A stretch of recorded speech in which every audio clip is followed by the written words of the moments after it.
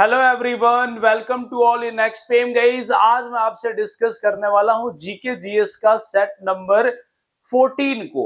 और मैं डेली आपसे 8 बजे मॉर्निंग में डिस्कस कर रहा हूं जीके जीएस का सेट, जिसका मैं आपको डेली 20 क्वेश्चंस का सेट प्रोवाइड करा रहा हूं।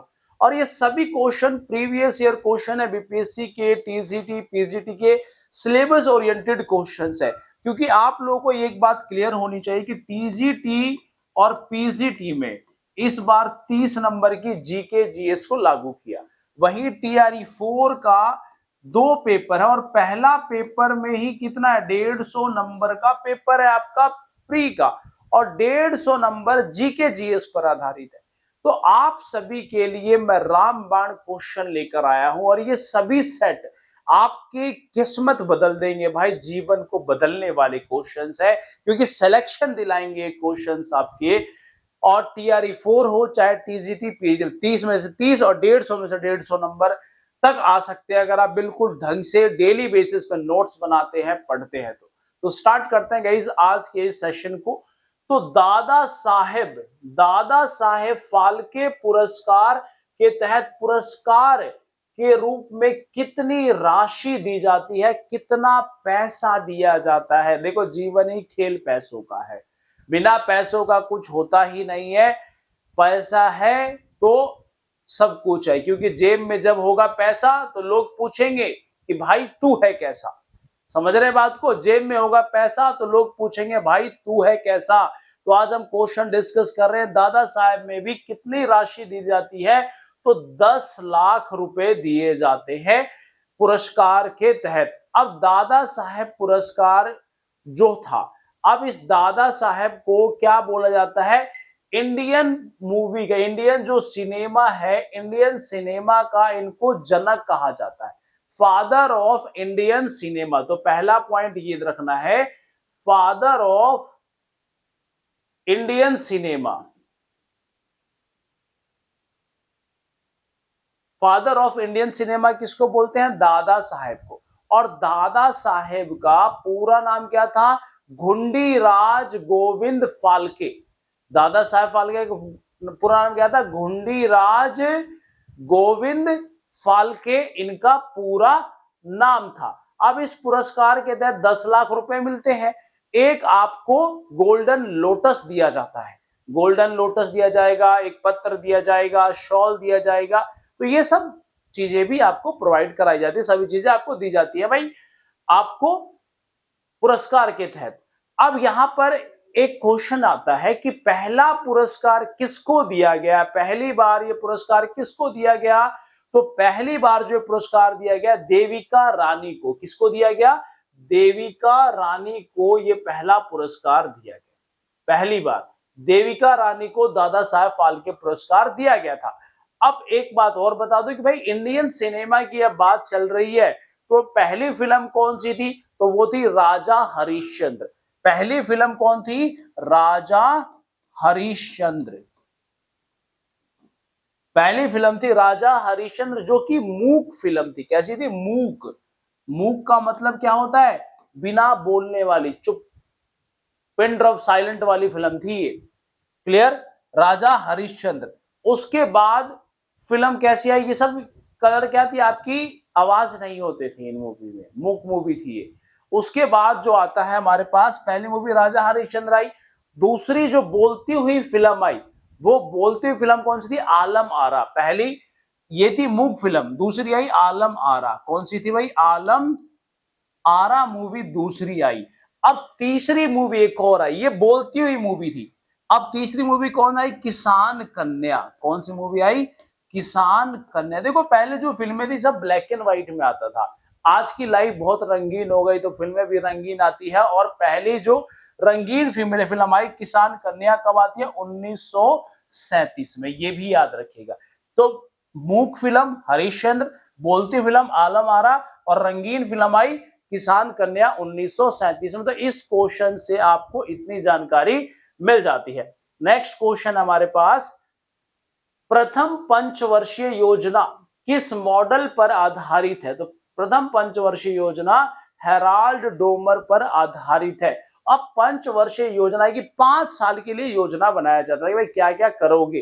तो पहली आई 1951 में, पहली पंचवर्षीय भाई 1951 में पंचवर्षीय योजना पहली बार आई। अब इस पंचवर्षीय योजना को कहां से अडॉप्ट किया हमने, तो रसिया से। कहां से?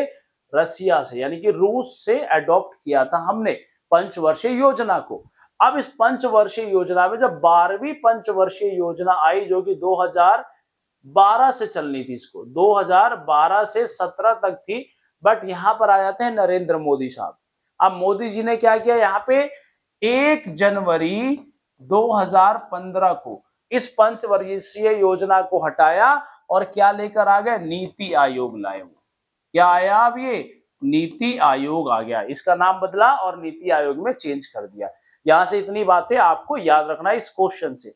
नेक्स्ट क्वेश्चन है, 100 T20 अंतरराष्ट्रीय मैच खेलने वाली पहली भारतीय महिला कौन बनी है, तो राइट आंसर हरमनप्रीत कौर बनी है। नेक्स्ट क्वेश्चन है, संसद में लोक लेखा समिति का अध्यक्ष कौन होता है, तो लोक लेखा हम समिति के अध्यक्ष की बात करें तो यहां पर होता है विपक्ष का नेता।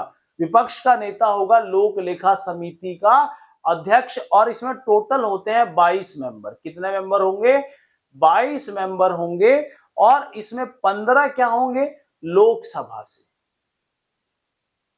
15 मेंबर कहां से आएंगे, लोकसभा से, और 7 मेंबर आएंगे आपके राज्यसभा से।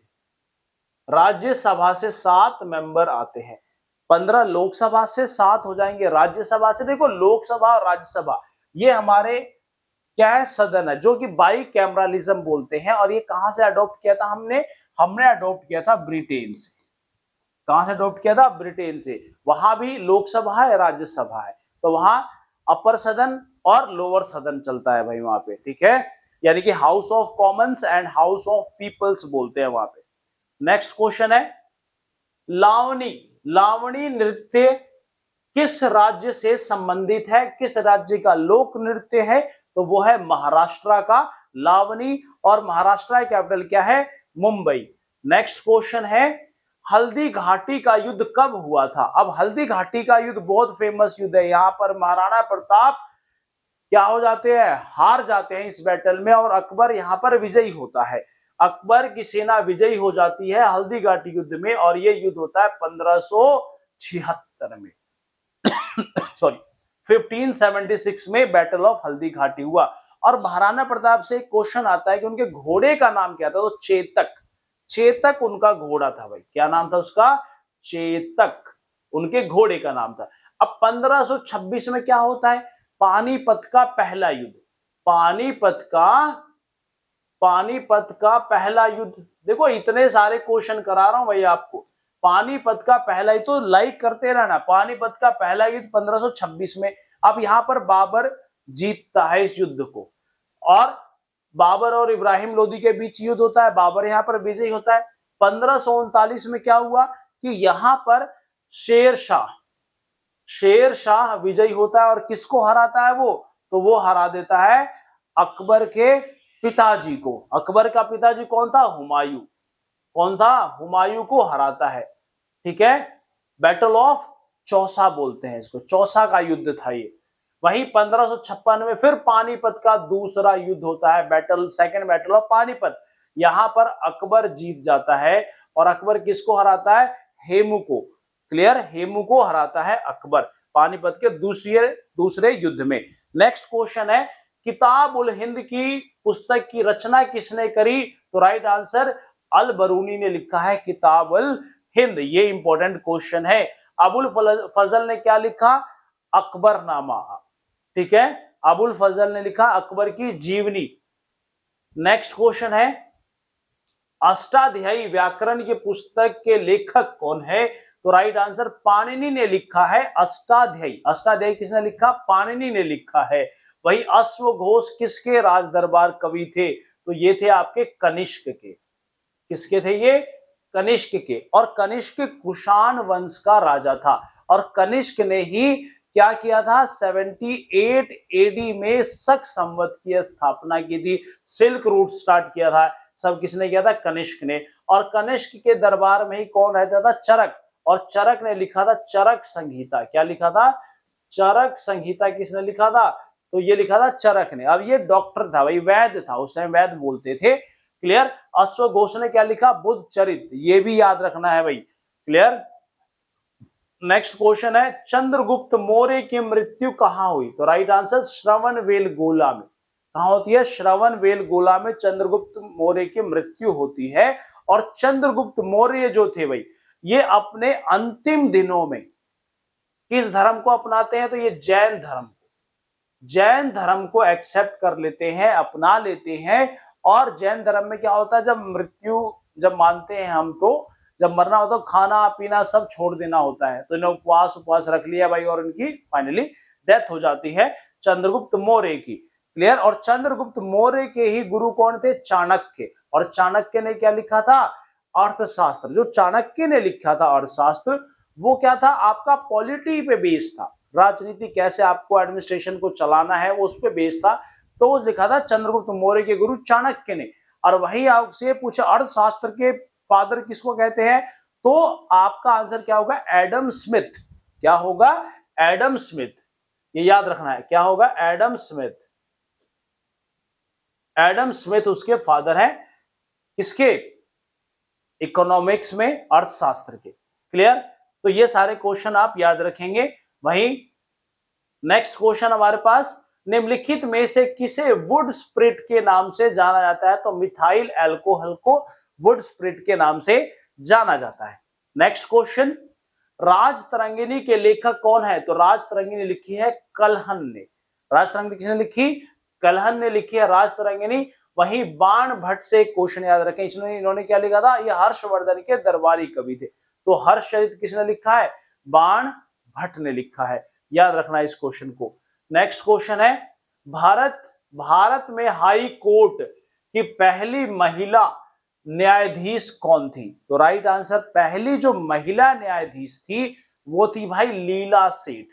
कौन थी? लीला सेठ पहली महिला न्यायाधीश थी। और ये कहां की बनी? तो ये बनती है हिमाचल प्रदेश की।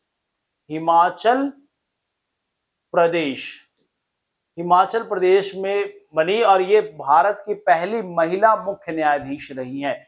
क्लियर। हाई कोर्ट में। नेक्स्ट क्वेश्चन है, वीर कुंवर का संबंध 1857 की क्रांति में किस राज्य से है? तो बिहार राज्य से संबंधित है।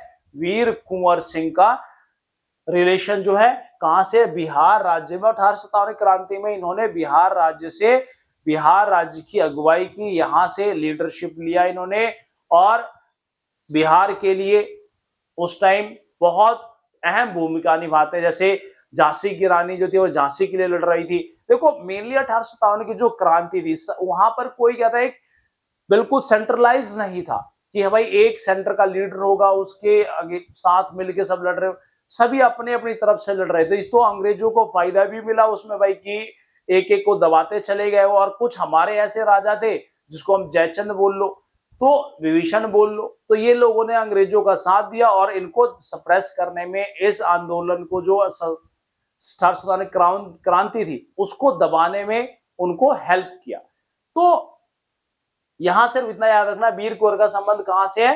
तो वो बिहार राज्य से है। नेक्स्ट क्वेश्चन है, विक्रमशिला विश्वविद्यालय की स्थापना किसने किया? तो विक्रमशिला, देखो सारे विश्वविद्यालय उस टाइम कहां थे? सब बिहार में ही थे।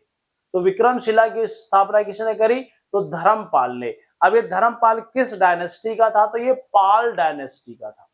पाल डायनेस्टी का था धर्मपाल। अब धर्मपाल पाल डायनेस्टी का था, तो पाल डायनेस्टी की स्थापना किसने करी? तो गोपाल ने पाल डायनेस्टी की स्थापना की। और ये विक्रमशिला विश्वविद्यालय कहां पर है? बिहार के भागलपुर में। कहां ये? भागलपुर में। किस स्टेट में? तो बिहार में, और भागलपुर में है ये। क्लियर। वहीं एक दो क्वेश्चन और बता दूं आपको, समुद्रगुप्त को भारत का नेपोलियन कहा जाता है। और समुद्रगुप्त वीणा वादक था, वीणा का बहुत प्रेमी था। वीणा वो नहीं भाई, वीणा बजाने वाली वीणा का प्रेमी था ये। और समुद्रगुप्त किससे संबंधित है? प्रयाग प्रशस्ति से संबंधित है। इसके दरबारी कवि कौन थे? हरिसेन दरबारी कवि थे इनके। क्लियर। ये भी आप याद रखिएगा। नेक्स्ट क्वेश्चन है, Bandipur national park, Bandipur national park किस राज्य से है? तो कर्नाटका से। कर्नाटका में है बांदीपुर नेशनल पार्क। और कर्नाटका की राजधानी क्या है? बेंगलोर। क्या है? बेंगलोर। बेंगलोर इसकी कैपिटल है। अब यहां पर कुछ और नेशनल पार्क आप याद रखेंगे, जैसे Nagarhole national park, ANSI national park, Nagarhole national park हो गया, आंशी national park, Nagarhole national park हो गया, आंसी नेशनल पार्क हो गया, मुद्दुमलाई हो गया, और बनेर घाटा भी है यहाँ पे, कुद्रेमुख है, ये भी याद रख लेंगे, कुद्रेमुख, कुद्रेमुख नेशनल पार्क और बनेर घाटा, मुद्दुमलाई, मुद्दुमलाई नेशनल पार्क। तो ये सभी इंपॉर्टेंट है जिसको आपने याद रखना है। नेक्स्ट क्वेश्चन है, भारत का सबसे लंबा राष्ट्रीय राजमार्ग कौन सा है? देखो अभी लंबा राष्ट्रीय राजमार्ग तो कहीं ना कहीं भाई जम्मू से कहां आ रहा होगा? कन्याकुमारी तक। तो श्रीनगर, श्रीनगर से कन्याकुमारी, कश्मीर टू मैं कन्याकुमारी, तो वही है श्रीनगर से कन्याकुमारी तक NH-44 है। NH-44 जो कि सबसे लंबा रास्ता है। पहले इसको NH-7 के नाम से जाना जाता था, NH-7 के नाम से जाना जाता था इसको। किसको? इस श्रीनगर से कन्याकुमारी नेशनल हाईवे NH-7 था, अब इसको NH-44 कर दिया। सबसे छोटा रास्ता कौन सा है? तो NH-47A, NH-47A। अब ये कहा है? केरल में। कहा ये? केरल में। अब ये कहां से कहां तक है? तो एर्नाकुलम, ARNAKULAM, एर्नाकुलम टू कोच्चि, एर्नाकुलम से कोच्चि तक है ये। और इसकी लेंथ कितनी है? सिर्फ 6 किलोमीटर लंबाई है इसकी, सिर्फ 6 किलोमीटर। तो ये सब भाई जानकारी। और केरल का नाम बदल के क्या कर दिया? केरलम। ये भी याद रखना। किस शासक ने बुलंद दरवाजा बनाया? तो अकबर ने बनवाया था बुलंद दरवाजा। और ये कहां है? उत्तर प्रदेश में, उत्तर प्रदेश के फतेहपुर, ये तो है भाई फतेहपुर सीकरी में, फतेहपुर सीकरी में इसको बनवाया था अकबर ने। और कब बनवाया? तो गुजरात विजय के बाद इसको बनवाया था। क्लियर? नेक्स्ट क्वेश्चन है, GNI की फुल फॉर्म क्या है? तो ग्रॉस नेशनल इनकम GNI की फुल फॉर्म है। नेक्स्ट क्वेश्चन, सिंधु सभ्यता के लोगों को सर्वप्रथम किस फसल को उगाया था? तो जौ को उगाया था सिंधु घाटी सभ्यता के लोगों ने, यानी कि बारले, इसको बारले को उगाया था। अब सिंधु घाटी सभ्यता किस नदी किनारे? तो सिंधु नदी के किनारे। भारत के किस महिला खिलाड़ी ने ओलंपिक या पैरालंपिक में 2 मेडल जीता है? PV सिंधु, साइना नेहवाल, मीराबाई चानू या फिर अवनी लेखरा। क्या है इसका सही आंसर? कमेंट में कमेंट कर देना। नेक्स्ट क्वेश्चन, काकरा पार परियोजना किस राज्य में स्थित है? तो काकरा पार जो परियोजना है वो गुजरात में है। कहां है? गुजरात में काकरा पार परियोजना है, ये याद रखना है। तो यहां से आज के हमने सारे सेट के क्वेश्चंस कर लिए। होप गाइस कि आपको मजा आया होगा, समझ में आया होगा। तो नोट्स बनाइए, पढ़िए, लाइक कीजिए, शेयर कीजिए, कमेंट कीजिए। All the best. Thank you very much.